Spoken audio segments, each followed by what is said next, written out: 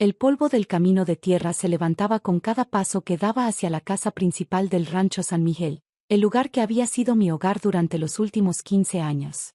A mis 58 años, nunca había imaginado que tendría que empacar mis pertenencias y buscar un nuevo lugar donde vivir, especialmente después de todo lo que había hecho por mantener viva esta propiedad que parecía estar destinada al abandono cuando llegué.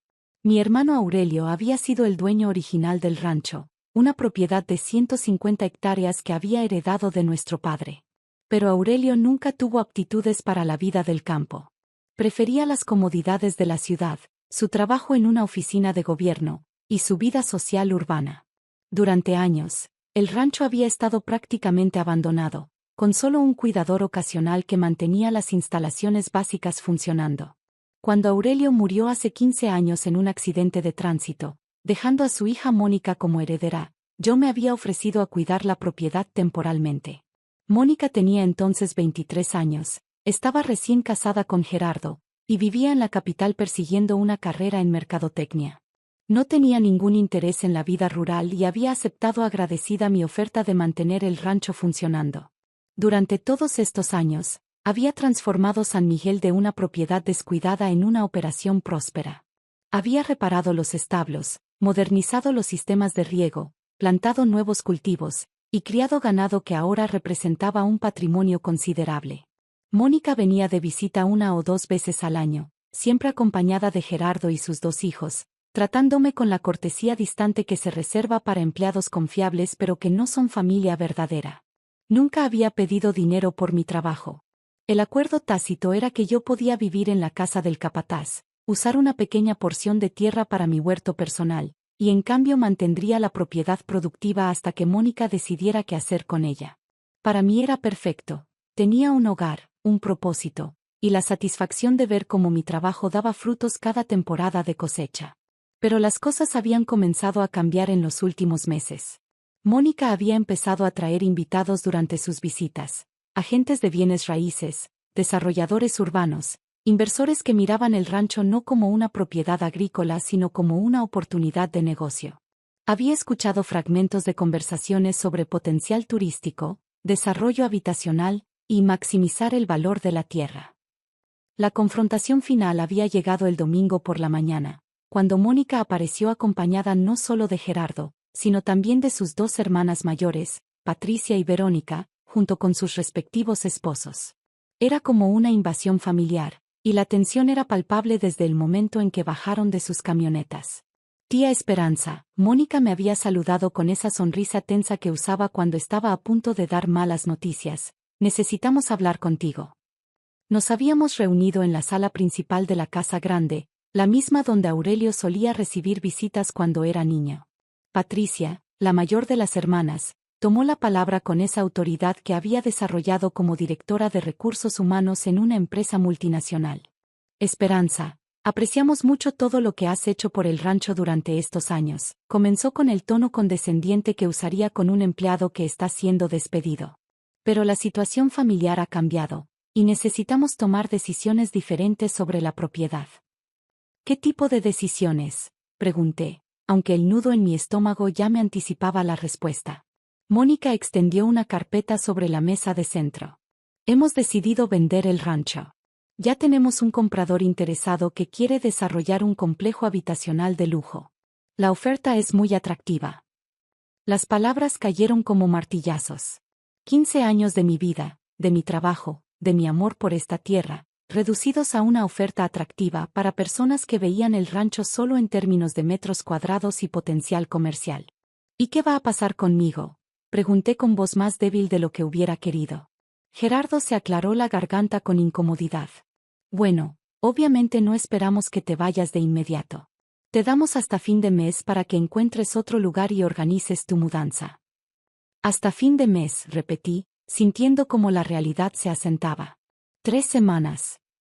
Sí, confirmó Patricia con falsa compasión. Sabemos que es poco tiempo, pero el comprador quiere tomar posesión pronto, y necesitamos que la propiedad esté libre de ocupantes para facilitar el proceso legal. Ocupantes, murmuré. Después de 15 años de trabajo gratuito, me habían reducido a una ocupante. Verónica, la hermana menor, intentó suavizar el golpe. Por supuesto, vamos a darte una compensación por todos tus años de servicio. Algo que te ayude a establecerte en otro lugar. Sacó un sobre y lo puso frente a mí. Cuando lo abrí, encontré un cheque por una cantidad que, aunque respetable para la mayoría de las personas, representaba una fracción microscópica del valor que mi trabajo había agregado a la propiedad durante década y media. Es lo que podemos hacer, explicó Mónica, claramente incómoda pero determinada. Sabemos que no es mucho, pero tampoco esperábamos que el rancho se volviera tan valioso cuando aceptaste cuidarlo. La implicación era clara. Mi éxito había sido tan completo que ahora yo era un obstáculo para su ganancia económica. Había hecho mi trabajo demasiado bien. ¿Y los animales?, pregunté, pensando en el ganado que había criado, en los caballos que conocía por nombre, en las gallinas que ponían huevos para mi desayuno diario. El comprador no está interesado en mantener la operación agrícola, respondió Gerardo con frialdad. Todo el ganado tendrá que ser vendido o reubicado antes de la entrega de la propiedad. Patricia se puso de pie, claramente ansiosa por terminar esta conversación incómoda. Esperanza, entendemos que esto es difícil, pero es una decisión de negocios. El rancho vale mucho dinero ahora, y no podemos permitir que consideraciones sentimentales interfieran con las oportunidades económicas de nuestras familias. Consideraciones sentimentales, repetí, sintiendo como la indignación comenzaba a reemplazar a la tristeza. ¿Eso es lo que han sido 15 años de mi vida? No seas dramática, dijo Mónica con irritación. Sabías que esto era temporal. Nunca hicimos ningún acuerdo permanente. ¿Temporal? La voz se me quebró a pesar de mis esfuerzos por mantener la compostura. 15 años son temporales. Bueno, técnicamente sí, intervino Gerardo con esa arrogancia legal que había desarrollado en su bufete. No hay ningún documento que te dé derechos permanentes sobre la propiedad. Ha sido más bien una administradora voluntaria. Las palabras administradora voluntaria me golpearon como una bofetada. Todo mi trabajo, toda mi dedicación, toda mi vida construida alrededor de este lugar, reducida a una posición voluntaria que podía ser terminada en cualquier momento por capricho familiar. Durante los días siguientes, empaqué mis pertenencias con el corazón roto. Cada objeto que envolvía era un recordatorio de los años que había invertido en hacer de San Miguel mi hogar. Los libros de agricultura que había estudiado para mejorar los cultivos, las fotos de las cosechas exitosas, las herramientas que había comprado con mis propios ahorros para mantener la maquinaria funcionando. El miércoles por la tarde, mientras doblaba la ropa de cama que había bordado durante las largas noches de invierno, escuché el sonido de un vehículo acercándose por el camino principal. Era un sonido que no reconocía, no el rugido potente de las camionetas de lujo de Mónica y sus hermanas, sino el ronroneo más suave de un auto sedán bien mantenido. Por la ventana vi bajar a un hombre de aproximadamente mi edad, vestido con ropa de ciudad pero con esa postura relajada que sugiere familiaridad con el campo. Llevaba un maletín de cuero y caminaba hacia la casa con la confianza de alguien que sabe exactamente por qué está allí. Reconocí su rostro inmediatamente, aunque habían pasado décadas desde la última vez que lo había visto. Era mi primo Sebastián, hijo de mi tío Patricio, el hermano menor de mi padre. Sebastián había emigrado a Estados Unidos cuando era joven, se había convertido en un exitoso ingeniero civil, y había mantenido contacto esporádico con la familia a través de tarjetas navideñas y llamadas ocasionales. Prima Esperanza, me saludó con una sonrisa genuina, abrazándome con esa calidez familiar que había extrañado durante años. Llegué tan pronto como pude después de recibir tu carta. ¿Mi carta?, pregunté, confundida. Sebastián, yo no te escribí ninguna carta. Él abrió su maletín y sacó un sobre con mi nombre escrito en una caligrafía que no reconocía. Esta carta llegó a mi oficina hace 2 semanas. Pensé que era de ti pidiendo ayuda con una situación legal relacionada con el rancho. Abrí el sobre y encontré una nota que me dejó sin aliento. Era una carta firmada por nuestro tío Patricio, fechada apenas 6 meses antes de su muerte hace 3 años. Dirigida a Sebastián pero enviada a través de un servicio legal que había esperado el momento apropiado para entregarla. Querido Sebastián, leía en voz alta, si estás recibiendo esta carta, significa que las cosas en el rancho no están yendo como esperaba. Tu prima Esperanza ha dedicado su vida a cuidar esa propiedad, y me preocupa que la familia de Aurelio no valore lo que ella ha hecho. Por eso quiero que sepas la verdad sobre la herencia de San Miguel. Mi corazón comenzó a latir más rápido mientras continuaba leyendo. El rancho nunca perteneció completamente a Aurelio, continuaba la carta. Nuestro padre lo dividió entre sus 3 hijos. Aurelio recibió el 40%, yo recibí el 35%, y tu padre Patricio recibió el 25%. Cuando Patricio murió, su participación pasó a ti. Cuando yo morí, mi participación también debía pasar a ti, según el acuerdo que hicimos hace años. Sebastián sacó una segunda carpeta de su maletín. Después de recibir la carta, contacté al notario que manejó los asuntos de nuestro tío. Estos son los documentos originales de la propiedad. Me mostró las escrituras, los testamentos, los acuerdos familiares que databan de décadas atrás. Con creciente asombro, vi cómo se revelaba la verdad. Mónica había heredado solo el 40% del rancho de su padre. El 60% restante había pasado legalmente a Sebastián a través de la herencia combinada de nuestros 2 tíos. Pero eso significa, murmuré, procesando las implicaciones. Significa que yo soy el propietario mayoritario de San Miguel, confirmó Sebastián.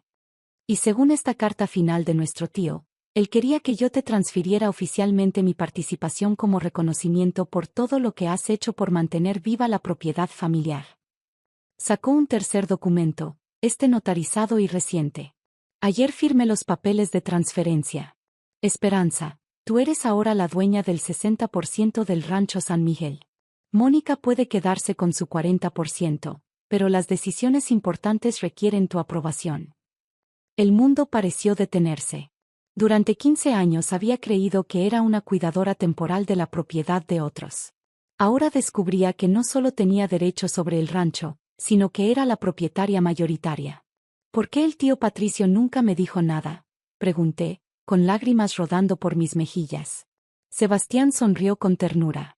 Porque quería que amaras esta tierra por sí misma, no por las escrituras de propiedad. Quería que demostraras que merecías ser la guardiana de la herencia familiar antes de saber que ya era tuya. Justo en ese momento, escuchamos el sonido familiar de las camionetas de Mónica y sus hermanas acercándose por el camino. Habían venido, aparentemente, para supervisar mi salida y asegurar que la propiedad estuviera lista para la venta. Mónica bajó de su vehículo con esa expresión de satisfacción anticipada que tienen las personas cuando creen que van a cerrar un negocio lucrativo. Patricia y Verónica la siguieron, todas vestidas como si fueran a una reunión de negocios importante. Esperanza, me saludó Mónica con falsa cordialidad. Espero que hayas podido empacar todo. Los compradores quieren hacer una inspección final mañana. Se detuvo abruptamente cuando vio a Sebastián parado junto a mí, con sus documentos esparcidos sobre la mesa del porche. ¿Quién es usted?, preguntó Patricia con esa autoridad ejecutiva que usaba para intimidar subordinados. Soy Sebastián Morales, respondió mi primo con calma, primo de Esperanza y, aparentemente, copropietario de esta propiedad. Copropietario. Gerardo se adelantó con expresión de abogado alarmado. Eso es imposible. Nosotros tenemos las escrituras completas del rancho. Sebastián sonrió y le extendió los documentos originales. ¿Las escrituras completas? ¿O solo las escrituras de la participación de Aurelio? Gerardo tomó los papeles con manos temblorosas, leyendo con creciente horror. Mónica se acercó para leer por encima de su hombro, y vi cómo su expresión cambió de confianza a confusión, y luego a pánico completo. Esto no puede ser legal, murmuró Patricia. Si hubiera otros propietarios, nosotros lo habríamos sabido. Lo habrían sabido si hubieran investigado apropiadamente antes de planear vender una propiedad que no les pertenecía completamente, respondió Sebastián con sequedad. Afortunadamente, mi prima Esperanza no necesita preocuparse por mudanzas imprevistas. Mónica me miró con una expresión que mezclaba shock, traición y súplica desesperada. Tía Esperanza, tú no sabías nada de esto, ¿verdad? No puedes estar involucrada en esto. No, respondí, sintiendo como mi perspectiva sobre todo cambiaba radicalmente, no sabía nada. Pero ahora sí sé que durante 15 años he estado cuidando mi propia propiedad sin saberlo. Sebastián organizó los papeles con satisfacción. Y según estos documentos, cualquier venta de la propiedad requiere la aprobación del 60% de los propietarios. Esperanza, Como dueña mayoritaria, tú apruebas la venta a esos desarrolladores. Miré hacia los campos que había cultivado, hacia los establos que había reparado, hacia los animales que había criado con mis propias manos. Luego miré a Mónica y sus hermanas, que habían llegado como conquistadoras y ahora se encontraban suplicando por misericordia de la mujer que habían intentado desalojar. No, dije con voz clara y firme. No apruebo ninguna venta. Este rancho se queda como está, una propiedad agrícola familiar, como siempre fue la intención. Patricia se acercó con desesperación. Pero Esperanza, piensa en el dinero que todos podríamos ganar. Ya pensé en el dinero durante 15 años, respondí. Pensé en él cada vez que reparé un techo con mis propios ahorros, cada vez que trabajé desde el amanecer hasta el anochecer sin cobrar un salario, cada vez que convertí mi vida en servicio a esta tierra porque pensé que era lo correcto. Gerardo intentó un enfoque legal. Podremos impugnar estos documentos. La validez de herencias tan antiguas. Será muy difícil impugnar documentos que han estado registrados legalmente durante décadas, interrumpió Sebastián. Especialmente cuando hay evidencia clara de que mi prima ha sido la administradora de facto de la propiedad durante 15 años, mejorando significativamente su valor. Mónica se sentó pesadamente en una de las sillas del porche, toda su arrogancia anterior evaporada. ¿Qué va a pasar ahora? Me acerqué a ella con la dignidad que había mantenido durante todos estos años, incluso cuando me habían tratado como una empleada prescindible. Ahora, Mónica, puedes quedarte con tu 40% y seguir siendo copropietaria del rancho. Pero bajo mis condiciones, en mi tierra, con el respeto que siempre debiste haberme mostrado. Sebastián recogió sus documentos con satisfacción. Y yo me quedaré unas semanas para ayudar a mi prima a establecer la nueva estructura legal de administración. Después de todo, tengo que asegurarme de que la herencia familiar esté en las manos correctas. Mientras veía a Mónica y sus hermanas procesar lentamente que la mujer a quien habían intentado desalojar ahora controlaba su futuro económico, entendí que algunos regalos llegan después de décadas de trabajo silencioso. El rancho que había cuidado con amor ahora era oficialmente mío para proteger. Y la familia que había abusado de mi generosidad ahora tendría que aprender las reglas del respeto real. Esa noche, por primera vez en semanas, dormí profundamente en mi propia casa, en mi propia tierra, con la tranquilidad de saber que nunca más tendría que empacar mis sueños por las decisiones arbitrarias de otros.